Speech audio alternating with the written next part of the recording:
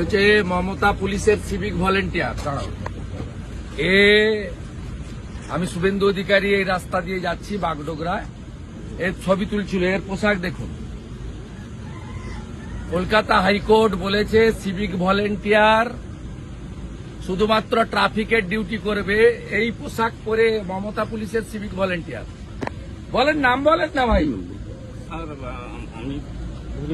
হ্যাঁ বলেন নাম বলুন।